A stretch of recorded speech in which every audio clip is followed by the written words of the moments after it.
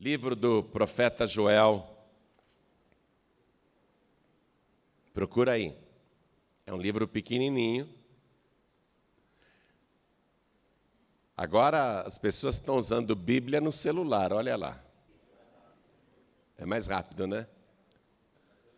Vai chegar uma hora que a maioria das pessoas vão estar no celular mesmo, lendo a Bíblia. O problema de ler a Bíblia no celular é que entra um WhatsApp, a pessoa para de ler a Bíblia e vai responder o WhatsApp. Ela está lá lendo a Bíblia no celular, entra uma notificação no Instagram, alguém curtiu a foto dela. Ela para de ler a Bíblia e vai lá responder. Não é não? Eu ainda prefiro o bom e velho papel. Amém? O livro de papel vai acabar, pastor Jorginho? Claro que não, nunca. Nunca. Nunca. Nada substitui esse contato que você tem com a palavra, principalmente com a palavra, né? Joel 2, 25. Acharam aí? Estou enrolando aqui para você achar. Já achou? Quem ainda não achou, levante a mão, pode ser sincero. Procura, meu filho. Quem procura, acha. Joel 2, 25.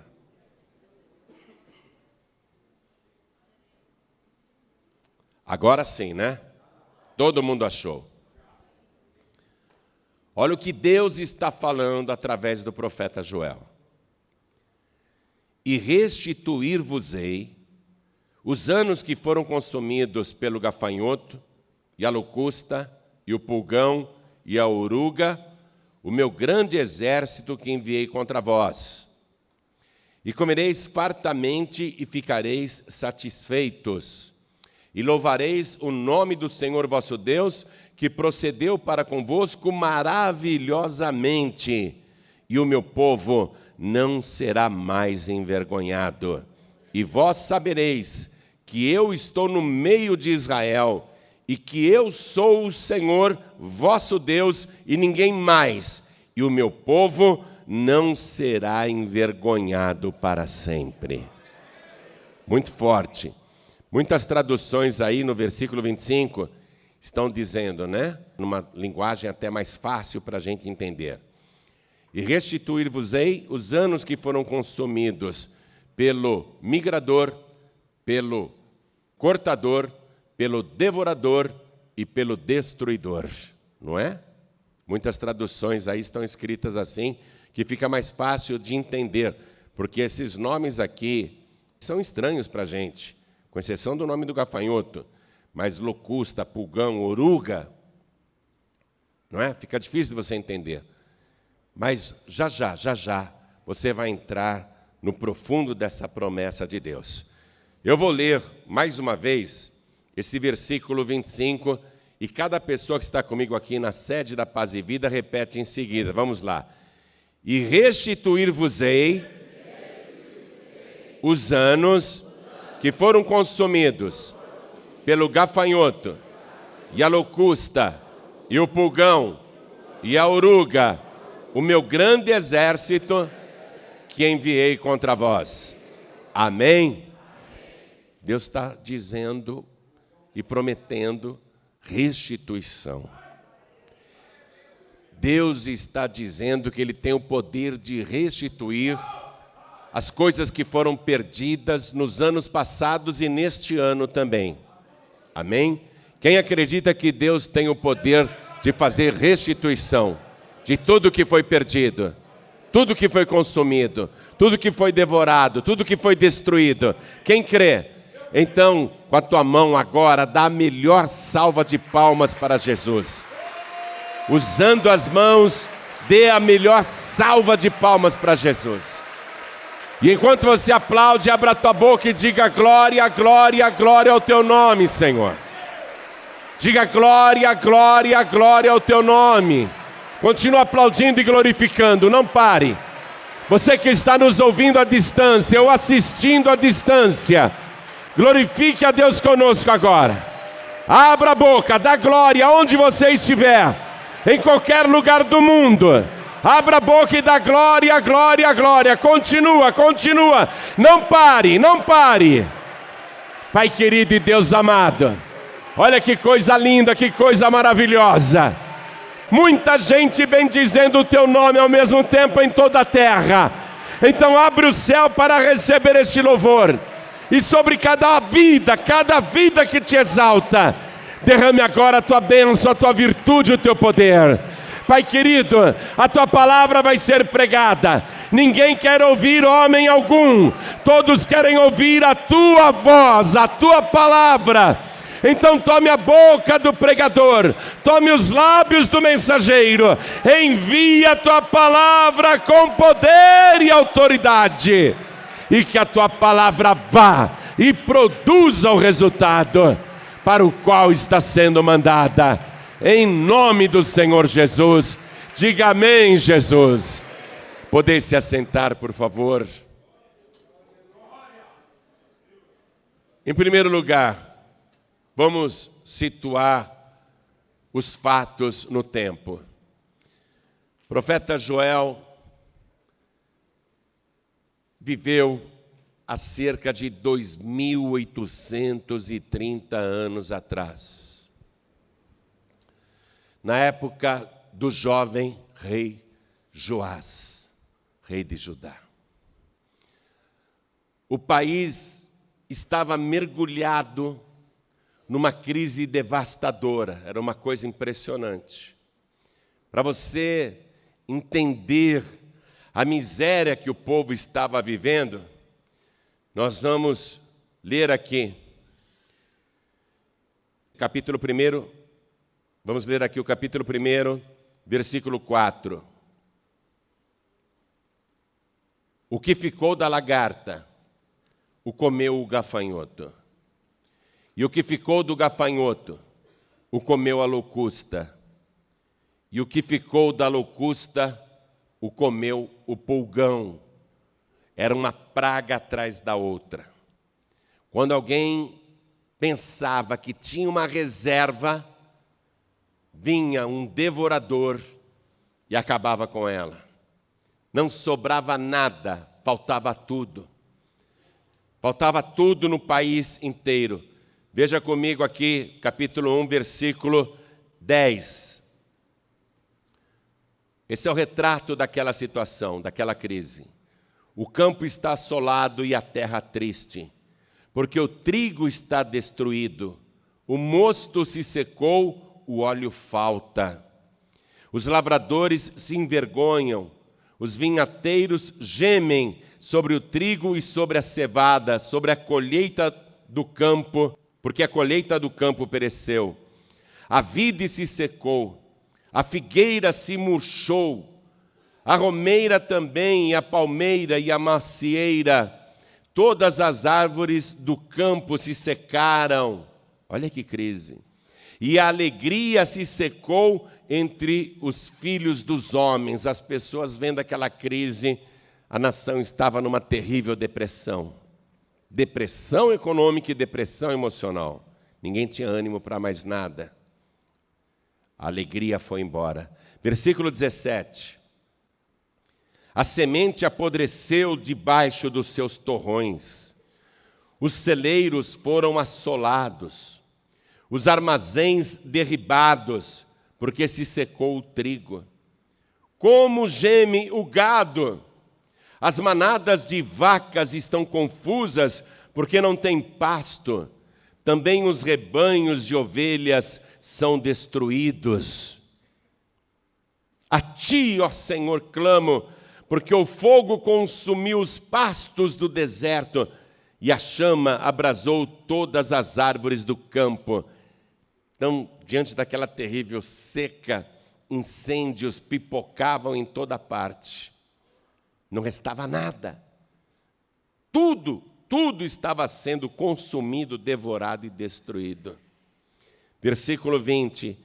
Também todos os animais do campo bramam a ti, porque os rios se secaram, e o fogo consumiu os pastos no deserto. Olha, o nosso país não está com esse quadro. Quando a nossa cidade e outras do Brasil sofreram com a seca, o povo pôde sentir uma aflição desconhecida, porque nós tínhamos fartura de água. Graças a Deus, a seca passou. Mas em Israel, o que estava acontecendo era uma seca muito mais grave, e todo esse quadro de crise que eu li para você. Os campos estão destruídos, os gados estão destruídos, as finanças da nação estão destruídas, as pessoas estão arrasadas, tristes, deprimidas, porque não há futuro. Não há futuro para ninguém, nem para homens e nem para animais. Uma crise gravíssima. O Brasil está em crise. É uma crise grave, mas não chega a ser igual a essa do tempo do profeta Joel.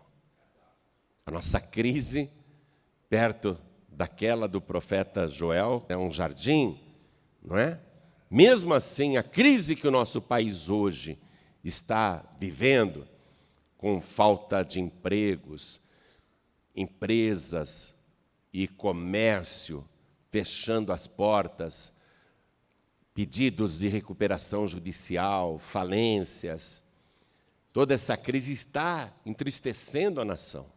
As pessoas estão deprimidas por causa da miséria, por causa da dificuldade financeira. Então, o que aconteceu e o que Deus fez lá na época do profeta Joel pode ser um paralelo para a nossa época agora. Por isso que nós estamos trazendo esta palavra, para você começar a fazer comparações. Qual foi a solução na época do profeta Joel? Qual era a verdadeira causa daquela crise? Qual a solução que Deus apresentou e como isso foi resolvido? Então, através desta comparação, a gente vai receber de Deus uma estratégia que vai ser útil na crise atual. Amém? Você vai escapar da crise atual. O que Deus fez naquela época, que era muito mais difícil, vai ser moleza Ele fazer agora na tua vida. Amém? Então, por que a nação, na época do profeta Joel, estava vivendo uma crise daquele tamanho? Por quê? Aqui mesmo no livro do profeta Joel, capítulo 1, versículo 9, nós começamos a descobrir a resposta. Porque foi cortada a oferta de manjar e a libação da casa do Senhor. Os sacerdotes, servos do Senhor, estão entristecidos, muito entristecidos. Capítulo 2, versículo 12. Aí Deus fala: ainda assim, agora mesmo, diz o Senhor, convertei-vos a mim de todo o vosso coração, e isto com jejuns, e com choro, e com pranto, e rasgai o vosso coração e não as vossas vestes, e convertei-vos ao Senhor vosso Deus, porque Ele é misericordioso e compassivo, e tardio em irar-se, e grande em beneficência, e se arrepende do mal. Versículo 14 agora não é Deus falando. Versículo 14 é um suspiro do homem de Deus, é um suspiro do profeta Joel. E eu quero que você anote o nome do profeta Joel, o que significa, é um nome muito lindo, significa o Senhor é Deus. Aqui é um suspiro do profeta. Quem sabe se voltará e se arrependerá e deixará após si uma bênção em oferta de manjar e libação para o Senhor vosso Deus. Igreja, Deus vem e diz: se arrependam e se convertam a mim com todo o vosso coração. O profeta está recebendo o discernimento do Espírito de Deus, que as pessoas têm que se converter não apenas no coração, mas provar essa conversão, inclusive nas ofertas. porque a oferta tinha sido cortada da casa do Senhor, e é por isso que o cortador estava cortando todo mundo. Por isso que a nação estava sendo cortada. Deus dizia: restituir-vos-ei os anos que foram consumidos pelo migrador, pelo cortador, pelo devorador e pelo destruidor. Mas não é só ficar na promessa de Deus. Deus está mandando: vocês precisam se arrepender e restituir a oferta que vocês cortaram. Então as pessoas cortam o dízimo, não é? Numa época de crise e necessidade, como é que eu vou ofertar? Como é que eu vou devolver o dízimo numa época de crise e necessidade? As pessoas cortam a oferta do Senhor e, como consequência, vem o cortador. Já vou te explicar um pouco mais profundamente a respeito disso. Eu disse a você que o profeta Joel estava vivendo na época do jovem rei Joás. Esse rei Joás começou a reinar com 7 anos de idade. Mas ele tinha um tutor muito sábio, o sacerdote Joiada, que era o seu conselheiro e que o instruía e que o conduzia. E esse rei Joás, ainda que jovem, ouvia os conselhos do sacerdote Joiada. E o sacerdote disse para o rei naquela época: faça um decreto assim. E o rei deu a ordem. Segundo o livro de Reis, capítulo 12. Vamos comigo lá. O rei da época de Joel, rei Joás, deu a seguinte ordem. Segundo o livro de Reis, capítulo 12, versículo 4. E disse Joás aos sacerdotes: todo o dinheiro das coisas santas que se trouxer à casa do Senhor, a saber, o dinheiro daquele que passa o arrolamento, o dinheiro de cada uma das pessoas, segundo a sua avaliação, é todo o dinheiro que trouxer cada um voluntariamente para a casa do Senhor. Os sacerdotes o recebam cada um dos seus conhecidos, e eles reparem as fendas da casa, segundo toda a fenda que se achar nela. Sucedeu, porém, que no ano 23 do rei Joás, os sacerdotes ainda não tinham reparado as fendas da casa. Olha só, ele começou a reinar com 7 anos de idade. E veja aqui o versículo 23 do capítulo 11. Está vendo aí? Capítulo 11, versículo 23. O Joás começou a reinar com 7 anos de idade. Aí ele, no seu 23º ano, viu que a ordem dada ainda não tinha sido realizada.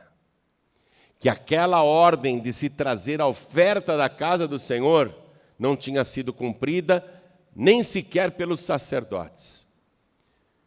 A nação inteira havia cortado a oferta da casa do Senhor, e essa era a causa daquela crise.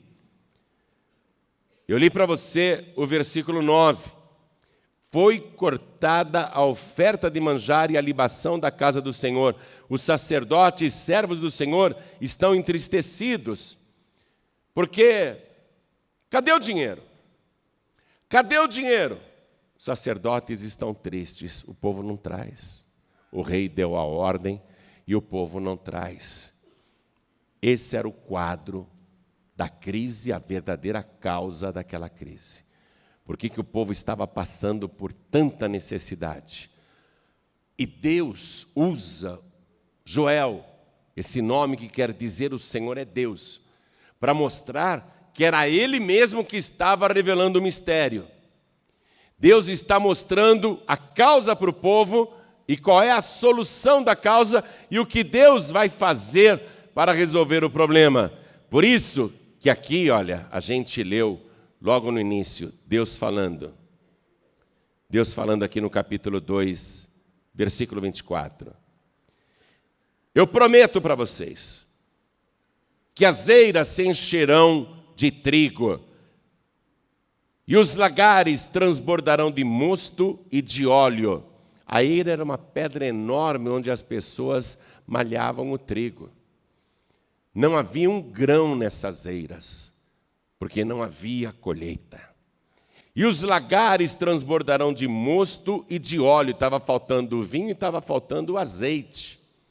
O lagar era o lugar onde se espremiam as uvas e também se espremiam as azeitonas, as olivas. E Deus está dizendo, irá transbordar. Eu vou restituir os anos. Olha o que Deus está falando. Eu vou restituir os anos que foram consumidos pelo gafanhoto, e a locusta, e o pulgão, e a oruga, o meu grande exército que enviei contra vós. Deus está dizendo, eu enviei essa crise. Eu enviei o meu exército para vos consumir. Enviei o meu exército.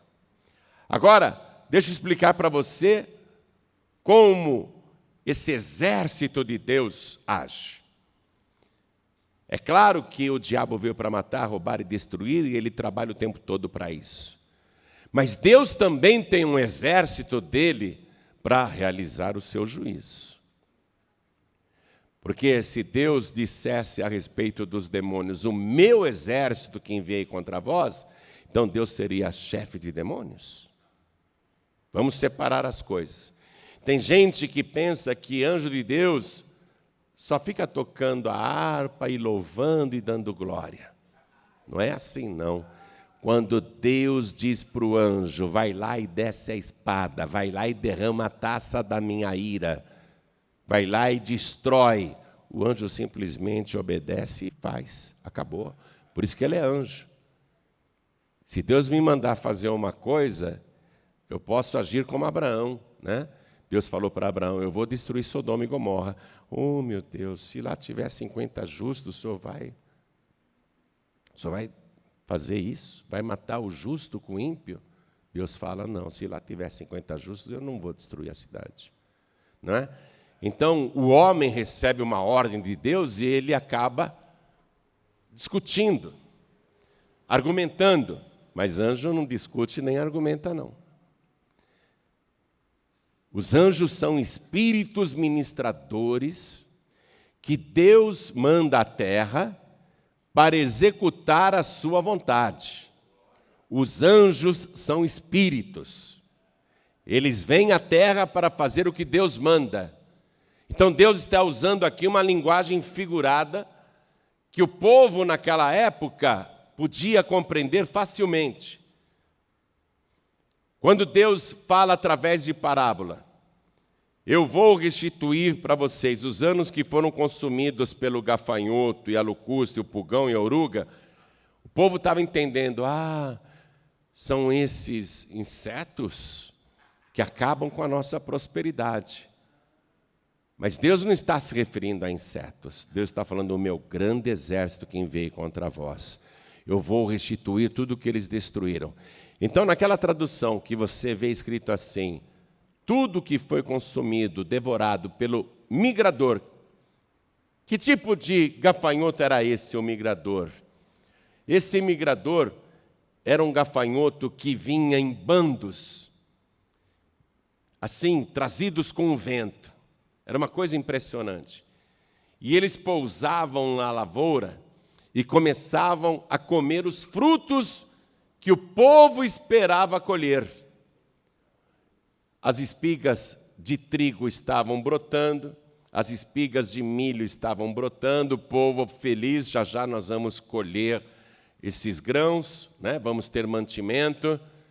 A videira estava lá, os cachos, né? Já quase maduros para serem colhidos, as oliveiras também com as azeitonas quase no ponto para serem colhidas. Aí vinha o migrador, vinha trazido pelo vento, aí comia todos os frutos que o povo esperava colher. Antes que o povo colhesse, o migrador vinha e colhia antes, comia primeiro. A pessoa está trabalhando, ela está esperando colher um resultado, ela espera muito,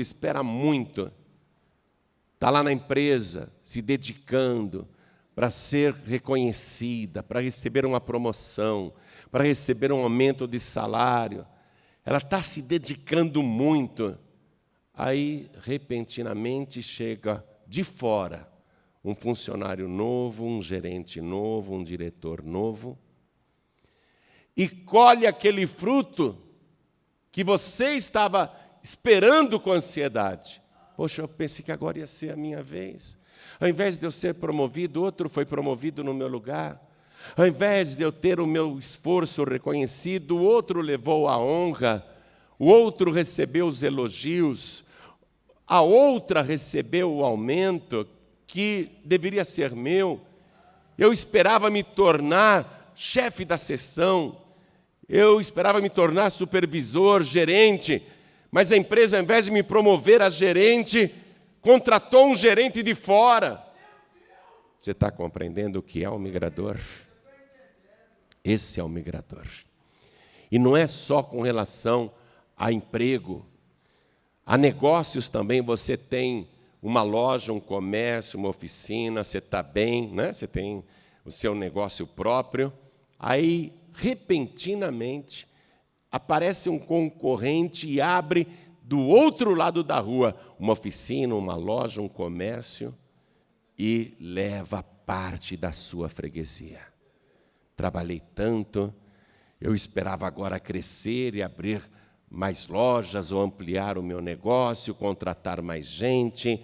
Eu estava fazendo planos com o faturamento, porque eu estava crescendo com o faturamento, eu ia comprar uma casa, eu ia comprar um terreno, eu ia comprar um apartamento, ia trocar de carro, mas agora chegou do nada esse concorrente, abriu uma loja aí na frente, uma oficina aí na frente, um comércio aí na frente, na mesma rua, e olha só, levou parte da minha freguesia.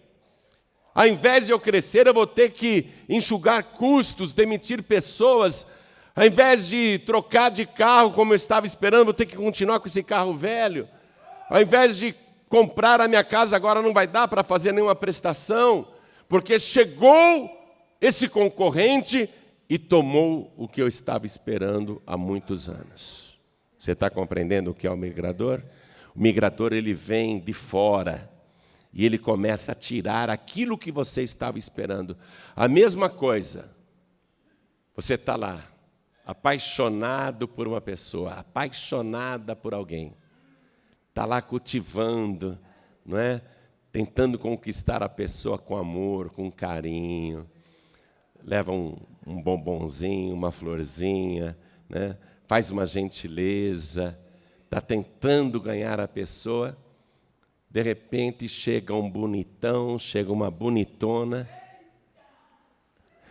e toma a pessoa que você ama. Assim, do nada, do nada. Do nada você fica sabendo que a pessoa que você ama não está mais disponível para você conforme você desejava. Porque veio alguém de fora, um migrador, e tomou aquela pessoa. Você pega o teu filho, tua filha, paga escolas, não é? Educação, curso de inglês, curso de idiomas, curso de informática, né? Até curso de piano, curso de música, de escolinha de futebol. Você investe, no meu filho estou investindo na minha filha, para ser um grande homem, para ser uma grande mulher, para ter as oportunidades que eu não tive. Aí você está investindo, está vendo o seu filho, a sua filha crescendo, há anos e anos você está investindo.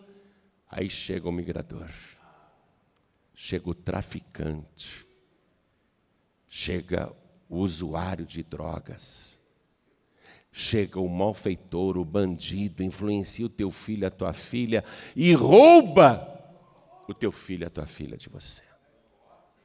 Você estava esperando ver o teu filho como um homem de bem, agora ele está andando com bandidos, com marginais, fugindo da polícia.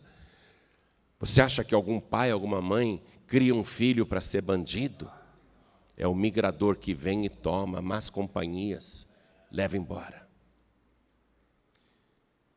Deus age desta maneira com o migrador para quem não é fiel. Preste atenção. A pessoa que não é fiel a Deus, ela acaba sendo vulnerável ao ataque do migrador. Vai acabar perdendo as coisas. Aí a pessoa fala, bom, minha vida, né, não está legal, mas tudo bem, vou continuar tocando, esperando dias melhores, e a pessoa não é fiel a Deus. Ela diz que é convertida no coração, mas não é convertida na oferta, no bolso. Então, ela fala, tudo bem, eu tenho que tocar minha vida, vou continuar. Aí vem o cortador. O cortador vem porque a pessoa não é fiel. Antes você estava reclamando porque não recebeu a promoção tão esperada, porque não teve aquele crescimento econômico tão esperado. Mas agora vem o cortador e corta o teu emprego, corta o teu salário, corta a tua comissão, corta as tuas vendas, corta os teus negócios, corta as tuas oportunidades, corta a tua clientela, corta o teu faturamento. Vem o cortador, aí você fica abalado. Puxa, e agora? E agora? Perdi o emprego? Ou então a empresa, para não mandar embora, reduziu o salário de todo mundo, fez um acordo. Tem um monte de empresas hoje no Brasil reduzindo o salário, os salários, reduzindo os salários de seus funcionários, no mínimo em 20%. Em 20%. Sabe o que é 20%? Eu vou te falar. É 10% do dízimo, é 10% da oferta alçada. Que a empresa vem e corta da pessoa. Ou corta o emprego mesmo, corta 100%. Eu soube de um acordo agora de uma empresa que está cortando 30% do salário do pessoal num acordo com o sindicato da categoria. Por causa da crise da situação, vem o cortador. Ah, é para conservar teu emprego. E vamos cortar as horas de trabalho também. Você não trabalha mais 8 horas por dia.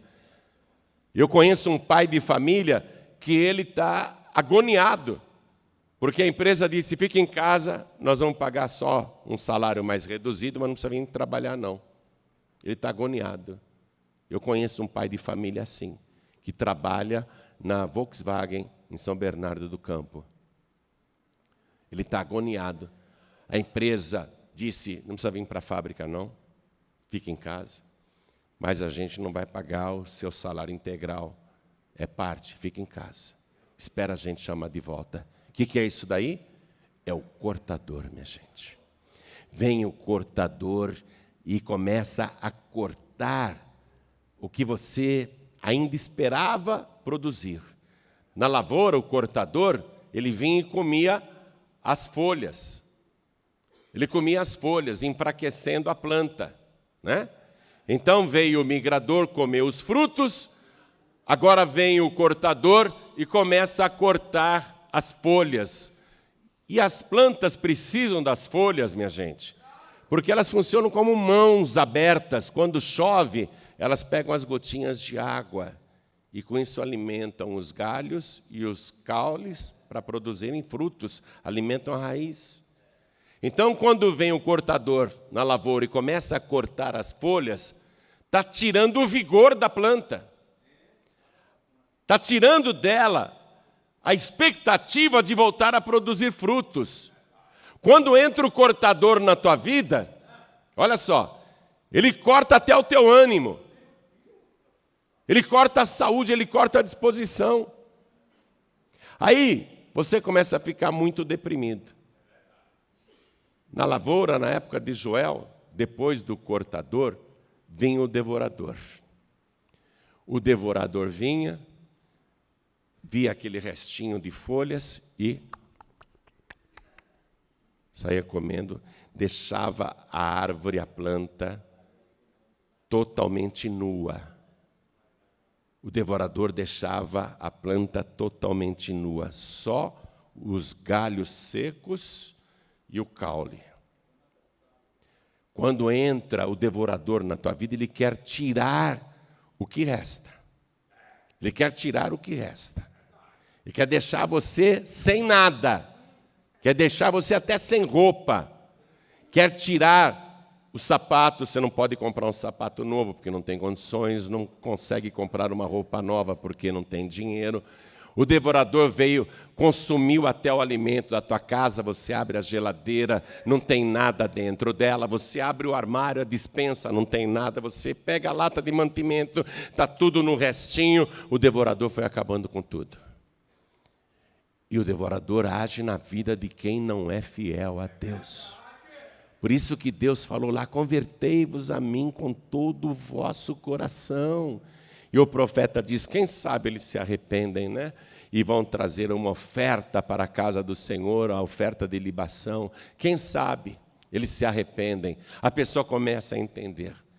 Olha só, o rei Joás dizendo: tragam o dinheiro.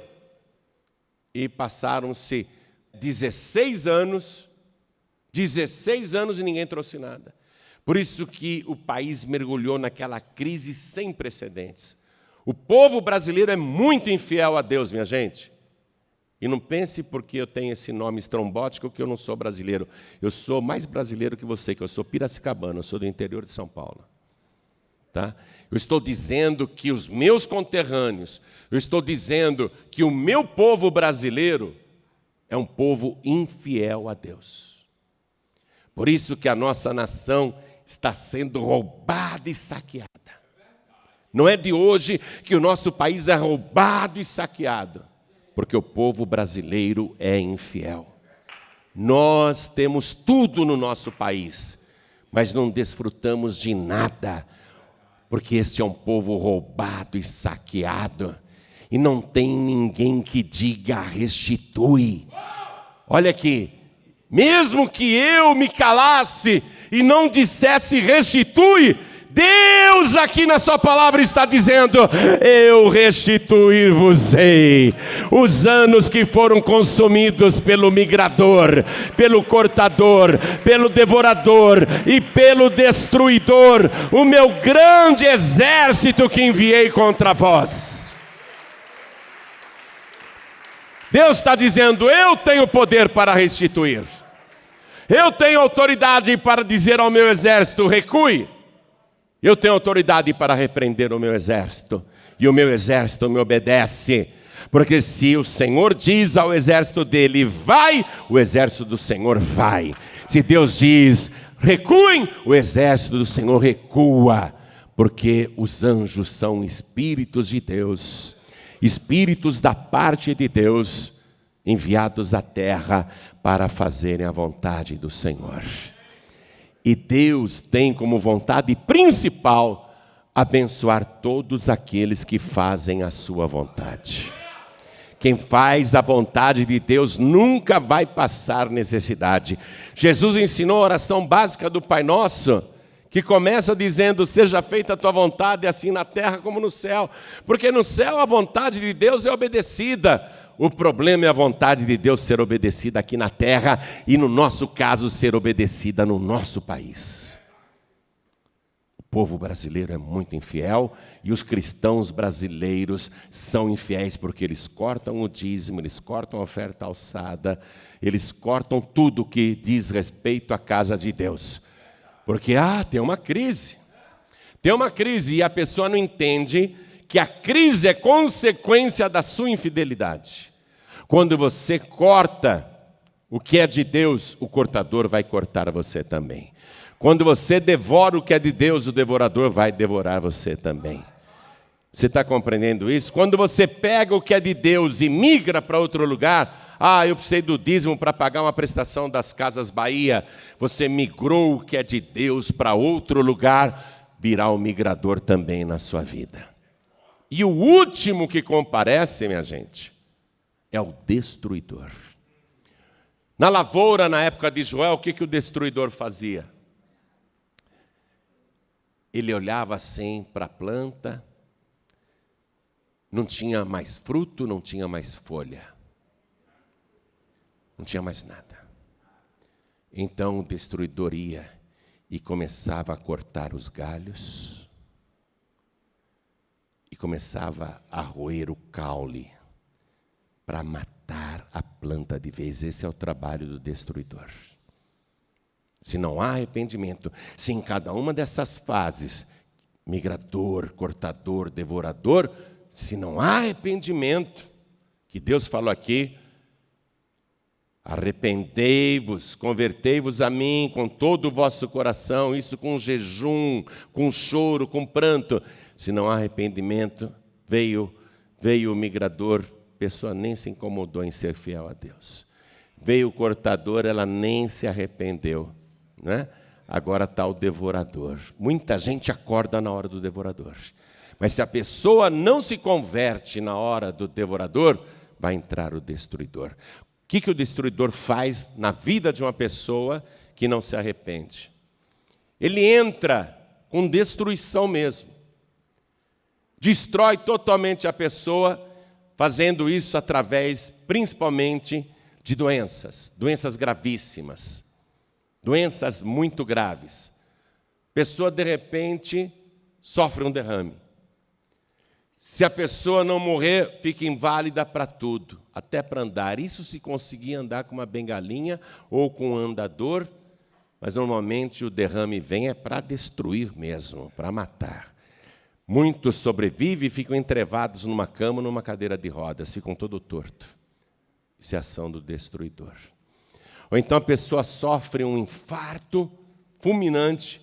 Se ela não for destruída, ela vai ter sequelas gravíssimas que vão destruir a sua vida.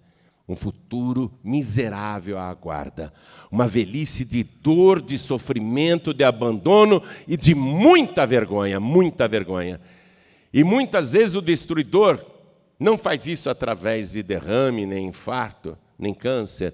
Ele faz isso mergulhando a pessoa no álcool de uma tal maneira que aquilo que ela ainda tinha, ela gasta tudo com a bebida. Ou faz ela mergulhar fundo nas drogas. Tudo que a pessoa ainda tinha, aquele pouquinho de nada, ela deixa de comer para comprar uma pedra de crack. Aqui em São Paulo tem muito disso. Muitos desses moradores de ruas são homens e mulheres que antes eram pais de famílias, eram mães de famílias, eram filhos e filhas que estão com a vida destruída. Você pode passar em qualquer cruzamento aqui em São Paulo, vai vir um nóia te pedir um dinheiro. Você olha para a pessoa, está esquelética, está magra, mas se você der R$5 para ela, ela vai correndo comprar uma pedra de crack e não vai comprar comida, porque ela está sendo destruída. O destruidor está na vida dela. Muita humilhação, muita vergonha. Então, Deus está falando claramente aqui através do profeta Joel. Olha só, vamos lá, capítulo 2, versículo 12, deixa eu ler outra vez isso. Ainda assim, agora mesmo, diz o Senhor, convertei-vos a mim de todo o vosso coração, e isso com jejuns, e com choro, e com pranto. E rasgai o vosso coração, e não as vossas vestes, e convertei-vos ao Senhor vosso Deus, porque Ele é misericordioso e compassivo, e tardio em irar-se, e grande em beneficência, e se arrepende do mal. Deus não cria o mal. Deus deixa o mal agir na vida do infiel. Querer que Deus se arrependa, isso não é teológico. O que Deus faz é o seguinte: esta pessoa estava devorando a minha casa, cortando a oferta. Esta pessoa estava consumindo as minhas coisas santas e migrando para outro lugar aquilo que é meu.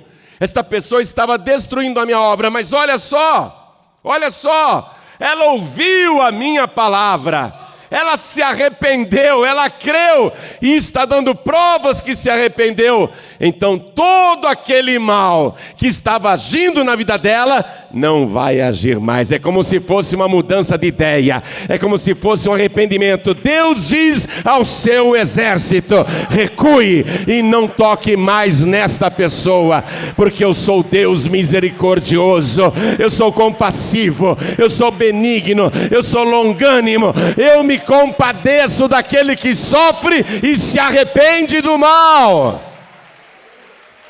Então Deus muda de ideia, toda aquela destruição é revertida, e aí Deus promete isso aqui que eu li para você. Nessa campanha de 2017, o ano da restituição, E será o ano da restituição se você se converter de verdade. Porque se você não converter de verdade, 2017 vai ser igual a 2016, ou pior. E tudo indica que será pior. Mas, nesta campanha, se você se arrepender com todo o teu coração, honrar o teu Deus, ser fiel, servir a Deus, então, Joel 2:25 vai se cumprir na tua vida. Levante a tua mão direita assim e diga: Joel 2:25 vai se cumprir na minha vida. Com a tua mão assim erguida, toca no ombro dessa pessoa, cutuca ela aí ao teu lado e diga: Joel 2:25 vai se cumprir na tua vida. Faz isso para a pessoa do outro lado também. Joel 2:25 vai se cumprir na tua vida. Sabe por quê? Porque ainda que não tivesse ninguém para dizer restitui, Deus está te anunciando a palavra e Ele está garantindo: eu vou restituir na tua vida tudo o que foi perdido. Nos anos passados e neste ano, eu vou restituir tudo para você. Oh glória, levante a tua mão e diga: restitui! Oh glória! Agora eu vou dizer o seguinte, e você vai dar um pulo de vitória e vai gritar: restitui. Quero até que você dê um soco no ar, amém? E o que o migrador roubou de você? Oh, quase. O migrador deu uma olhadinha de lado e sacudiu o ombro. Você tem que falar de um jeito que o migrador... deixa eu voar daqui. E o que o migrador levou da sua vida? Oh, glória! Oh, bênção, oh, bênção! Agora sim! Vamos lá, prepara o soco aí, hein? Você tem que apavorar, porque agora é o cortador. E o que o cortador cortou da sua vida? Senta. Mas agora eu quero que você apavore o devorador. Sabe por quê? O devorador, todos esses espíritos do exército de Deus agem com a tua permissão. Quando você é infiel a Deus, quando você corta as coisas de Deus, esses espíritos agem com a tua permissão. Então você está dizendo para esses espíritos da parte de Deus, e até para o inferno também ouvir, Satanás está ouvindo, que agora acabou, vai ter que ter restituição. Então vamos lá, o devorador devora muita gente. Uma vez um homem chegou para mim lá no ginásio do Maracanã, tinha feito um seminário, 3 noites seguidas, e ele veio no final da primeira noite, me pediu oração em particular. Pastor, por favor, ore por mim, porque olha, o devorador, ele já tirou tudo que eu tinha, agora a minha saúde está comendo até a minha carne.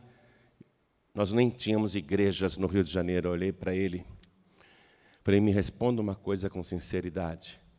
Você é dizimista fiel? Ele falou: pastor, como que eu vou ser dizimista fiel? Eu estou devendo para todo mundo, eu estou endividado, estou com contas atrasadas, carnês atrasados, prestações atrasadas, estou endividado, cheque negativo na conta especial, cartão de crédito, eu estou devendo, como é que eu vou dar o dízimo, pastor? E eu não tinha nenhum interesse em falar isso para ele, porque nós não tínhamos igreja no Rio de Janeiro. Eu estava falando porque é verdade. Nós não tínhamos uma igreja da Paz e Vida no Rio de Janeiro, agora tem muitas, mas na época não tinha nenhuma. Sem qualquer interesse eu olhei para ele, eu nem sabia de que igreja ele era. Eu falei: olha, você pode dever para todo mundo, menos para Deus. Porque Deus é o único que pode tirar você dessa situação. Aí ele falou: mas como que eu vou devolver o dízimo, pastor? Como que eu vou devolver o dízimo? Eu estou cheio de dívidas. Credores, cobradores. Eu falei: você não tem como devolver o dízimo na sua igreja? Ele falou: não. Eu falei: então, meu amigo, eu sinto muito. o devorador está comendo a tua carne e logo, logo ele vai começar a comer os teus ossos. Aí a lágrima escorreu no rosto dele. Ele chorou. Mas na hora que ele chorou, eu senti que ele teve arrependimento. Eu senti que ele teve arrependimento. Eu senti que, ele teve temor. Eu senti que ele teve temor. Era a causa do problema dele. Aí eu fiz o segundo dia do seminário, não vi mais esse homem. Fiz o terceiro dia do seminário, não vi mais este homem. Aí eu fui, em outra ocasião, pregar na cidade de Xerém, no Rio de Janeiro. Quando eu chego no clube para fazer a pregação, porque eu não tinha igreja lá, cheguei no clube para fazer o seminário. A hora que eu desço do carro, vem esse homem ao meu encontro, sorridente, feliz, trazendo um envelope na mão e a chave de um carro. Ô, pastor, lembra de mim? Eu falei, lembro. Ele falou, pastor, aquele carro ali, aquele carro ali eu comprei agora. Paguei todas as minhas dívidas.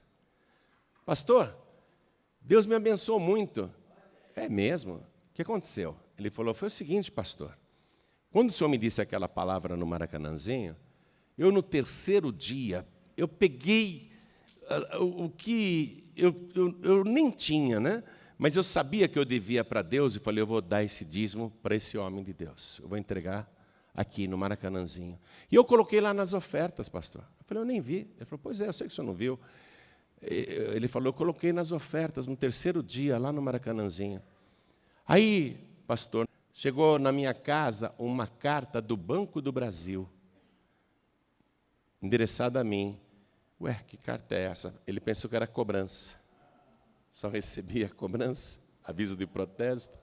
Ele abre a carta, dizia assim, parabéns, o senhor tem uma poupança premiada aberta em nome do seu filho, e essa poupança premiada foi contemplada agora, e deduzindo o imposto de renda na fonte e outras taxas, nós estamos creditando na sua conta R$105 mil. E eu estou falando do ano de 1999. R$105 mil lá, era mais do que hoje, não? Era mais do que hoje. Aí ele falou, pastor, esse daqui é para paz e vida. Aí eu abro o envelope e tinha um cheque de R$10.500, que era justamente o aluguel da Vila da Penha, que na época era alugada e a gente estava com aluguel para ser pago. E foi pago o aluguel.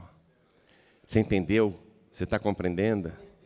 Olha aqui, Deus, Ele restitui, mas Ele quer choro. É isso que Ele está falando aqui, ó. É isso que Ele está falando aqui, ó. Ainda assim, agora mesmo, diz o Senhor, convertei-vos a mim de todo o vosso coração, e isso com jejuns, e com choro, e com pranto. Choro.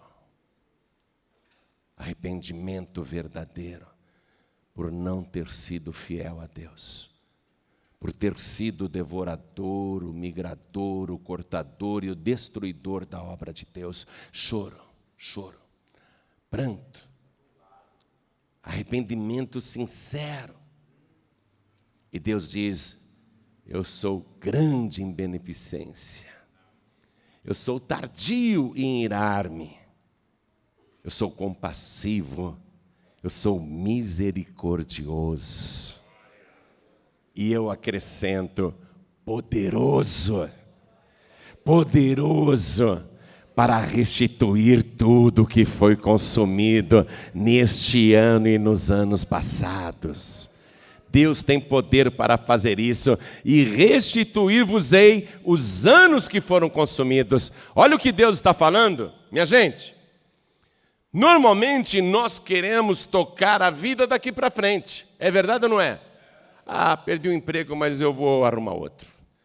Eu tive que vender o meu carro para pagar dívidas, mas quando eu puder eu compro outro. Não é daqui para frente. A gente faz expectativa daqui para frente. Só que Deus aqui, Ele não está falando de restituir o futuro. Ele está falando de restituir o passado. Olha aqui. E restituir-vos-ei os anos que foram consumidos. Os anos. Há quantos anos você está sofrendo perda? Pastor, lá no passado, eu já perdi muito. Nem lembro direito. Mas Deus lembra em detalhes. Tudo que foi perdido e consumido nos anos passados e no ano presente, Deus está dizendo: eu vou trazer o teu passado de volta. Eu vou trazer tudo que você perdeu lá atrás. Eu vou restituir e vou abençoar mais ainda você daqui para frente. Olha que promessa, versículo 26. E comereis fartamente, e ficareis satisfeitos, e louvareis o nome do Senhor vosso Deus, que procedeu para convosco maravilhosamente, e o meu povo nunca mais será envergonhado. Deus está fazendo uma promessa que só Ele tem autoridade para cumprir. Só Ele pode trazer do passado tudo que foi perdido e te restituir. Ele tem poder para restituir tudo que você perdeu. E agora, para a gente apavorar o destruidor, vamos lá, minha gente. E o que o destruidor destruiu? Calma, você está louco para dar uma porrada nele. E o que o destruidor destruiu? O casamento, os filhos, o marido, a esposa, as finanças, a saúde, os projetos, os sonhos, os planos, o ânimo, a vontade, a alegria de viver, e tudo que o destruidor destruiu. Oh, glória, vamos aplaudir ao nome de Jesus. Nesta campanha de oração 2017, o ano da restituição, Deus vai restituir tudo que foi perdido, e vou dar um prazo: 40 dias. 40 dias. Agora você não pode ouvir isso e deixar o teu Deus. Você tem que fazer a campanha de oração, é quarta, sexta, domingo, 40 dias, e à meia-noite a gente orar pelo rádio, e você em casa acompanhando a oração da meia-noite, porque nós vamos clamar: restitui. E a concordância é importante. Jesus disse: tudo que dois de vós concordarem aqui na terra será feito pelo meu Pai que está no céu. Nós vamos fazer uma grande concordância à meia-noite, durante 40 meias noites, e você vai estar de joelho ali, e nós vamos jejuar e orar, porque Deus está falando aqui claramente: convertei-vos a mim com jejuns. Minha gente, com jejuns, amém? Nós vamos jejuar também, porque nós vamos ter que mudar essa história. Deus está fazendo aqui uma promessa poderosa, mas o que Ele quer ver da gente? Dedicação. Então Deus diz: eu vou te restituir, você fala oba, e não aparece mais. Deus diz: eu vou restituir, você diz oba, e não jejua. Deus diz: eu vou te restituir, e você diz oba, e não ora. Eu vou te restituir, e você não faz a campanha. Você vai fazer a tua parte, porque Deus já está colocando a palavra dele aqui. Eu vou profetizar uma coisa agora diante de Deus, e Deus vai fazer isso que eu vou profetizar. O que eu vou falar agora, Deus vai fazer. Deus vai convidar os anjos, arcanjos, querubins e serafins para uma grande festa. Prestem atenção. Deus vai convidar os anjos, arcanjos, querubins e serafins para uma grande festa, mas a festa não é para os anjos, nem arcanjos, nem querubins e serafins. Deus vai convidar todos esses anjos, esses espíritos ministradores, para uma festa, onde o homenageado e o convidado principal é você, meu querido, é você, minha querida, e Deus vai dar esta festa para você comemorar com alegria tudo que Ele vai restituir em 40 dias. Diga: restitui. Vamos aplaudir ao Senhor. Vamos dar vazão ao Espírito de Deus. Dá liberdade ao Espírito Santo.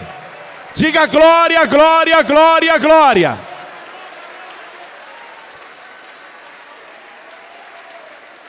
Eu vou bater nesse apelo de Deus.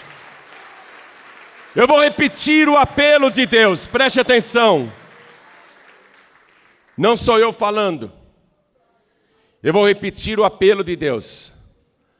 Ainda assim, agora mesmo, diz o Senhor. Diga: Deus está falando agora. Convertei-vos a mim de todo o vosso coração. E isso com jejuns, e com choro, e com pranto. E rasgai o vosso coração, e não as vossas vestes. E convertei-vos ao Senhor vosso Deus, porque Ele é misericordioso e compassivo, e tardio em irar-se, e grande em beneficência, e se arrepende do mal. Quem sabe, né, essa esperança do céu, é a esperança dos que sabem da palavra. Eu até agora estava andando no caminho da infidelidade, agora eu me converto, eu faço a volta. Eu volto aqui para o caminho da fidelidade. Por isso, o suspiro aqui no versículo 14.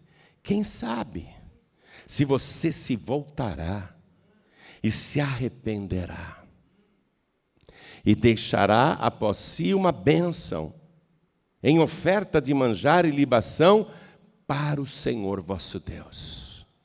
Eu vou perguntar uma coisa para você. Deus precisa de dinheiro, minha gente? Nada. Ele é o dono da prata e do ouro.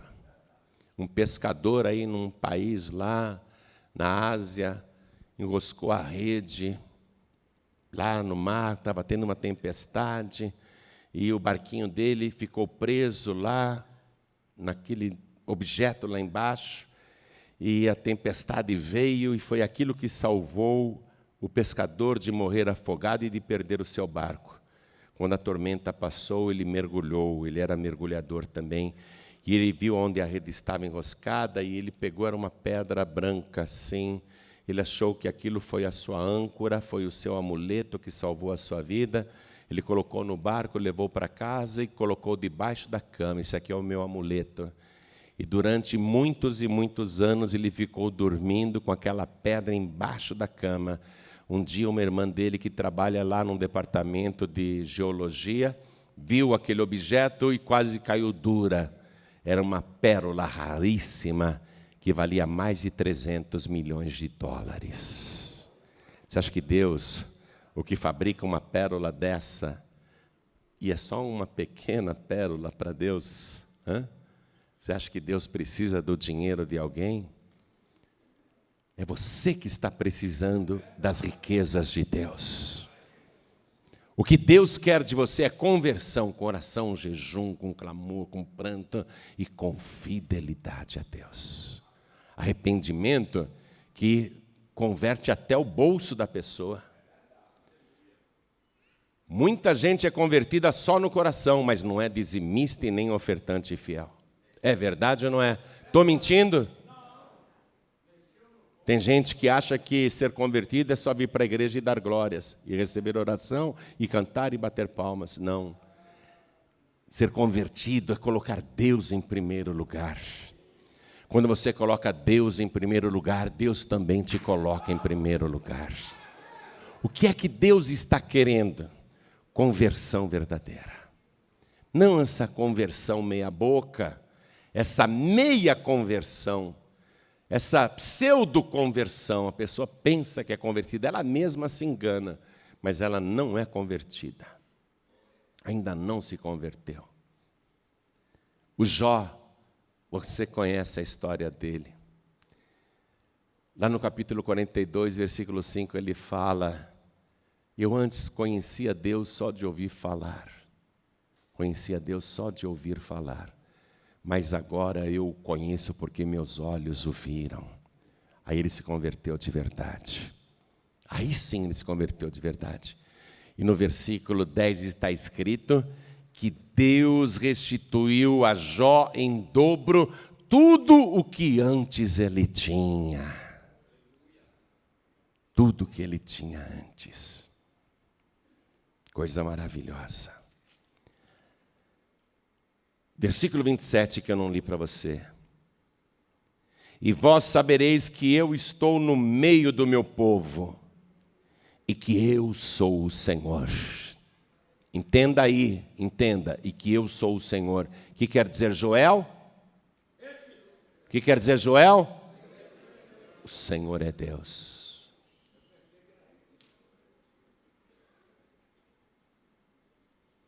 Eu sou o Senhor, melhor dizendo, né? Ou o Senhor é Deus.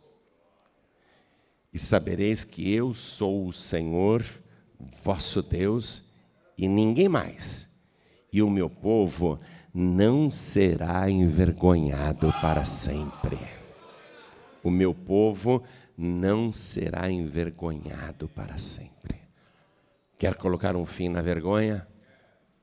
Se converta com todo o teu coração, com toda a tua alma. Se converta com choro, com pranto, com jejum, com oração. Se converta com fidelidade a Deus. E você vai ver se essa palavra não vai se cumprir na tua vida. Porque nós estamos dizendo restituir. Mas Deus fala, restituir-vos-ei. Os anos que foram consumidos pelo migrador, pelo cortador, pelo devorador e pelo destruidor, o meu grande exército que enviei contra vós. Mas agora Deus, se você se converter, Ele não vai mandar o exército dele contra você. Pelo contrário, Ele vai mandar o exército dele trabalhar para você. Você vai sentir que Deus vai trabalhar todas as áreas da tua vida onde os prejuízos aconteceram. Você que foi tão saqueado, tão roubado, que já perdeu tanto, já perdeu até o nome, já perdeu até o crédito. Você que perdeu tanto. Se você for fiel a Deus, se você se converter de verdade, Deus vai te restituir.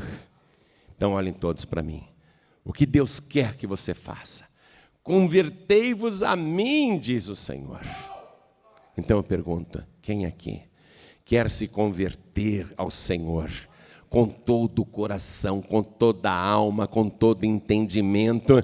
E Ele está dizendo, eu sou o Senhor, só eu mesmo, eu estou no meio de ti e ninguém mais.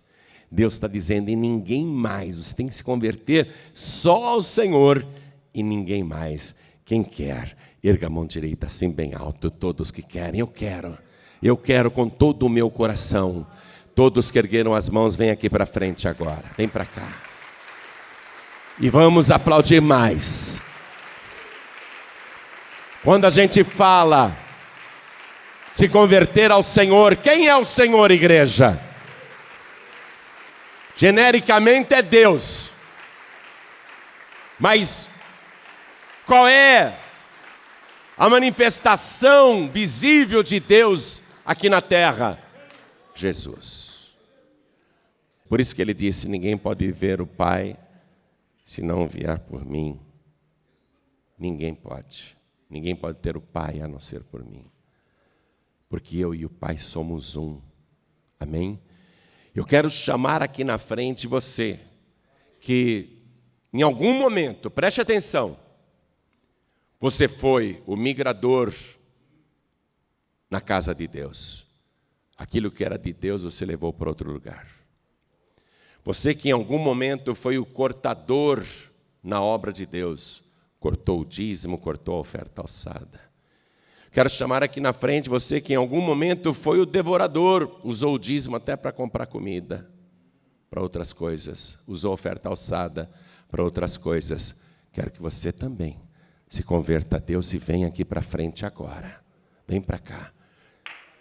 Hoje Deus está falando claramente como que Ele vai resolver o teu problema. Então vem para frente, vem para frente. Pastor, eu estou que nem aquele homem no Maracanãzinho, não estou conseguindo devolver o dízimo, a oferta alçada. Vem aqui para frente, vem aqui para frente. Pastor, eu estou em falta com Deus. Vem aqui para frente, vem para cá, vem para cá, vem para cá. Quero falar com as pessoas que estão me ouvindo pela rádio ou assistindo pela TV. Você que neste momento ouviu esta mensagem e compreendeu o que estava acontecendo na época do profeta Joel. Aquela crise era muito grave, mas pode até ter sido pior do que a nossa aqui no Brasil, mas para a gente o que interessa mesmo é a crise no Brasil. Então Deus está mostrando para você o que Ele pode fazer com a sua crise aqui no Brasil. Se converta com todo o teu coração, com toda a tua alma. Se converta com jejuns, com pranto, com choro.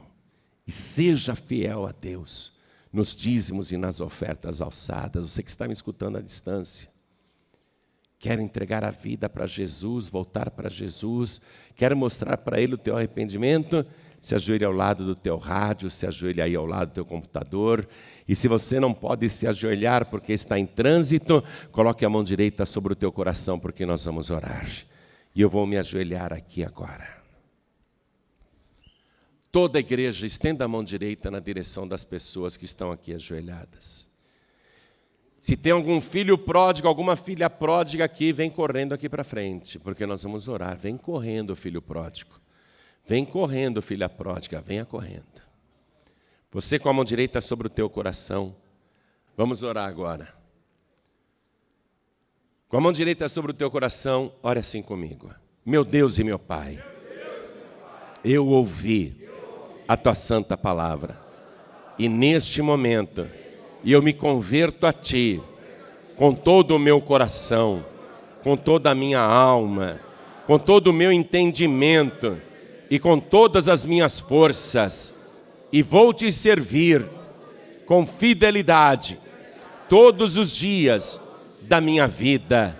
Confirma, Senhor, o meu nome aí no céu, no Teu santo livro, o livro da vida, e não deixe que nada neste mundo me saqueie ou me roube, muito menos que eu perca a minha salvação. Meu Deus da glória, eu entendi a Tua palavra e a partir de agora eu tomo posse de tudo que o Senhor prometeu, principalmente a vida eterna e a vida transbordante. Em nome de Jesus, o meu único, suficiente, exclusivo e eterno Salvador. Assim seja feito. Amém, Senhor.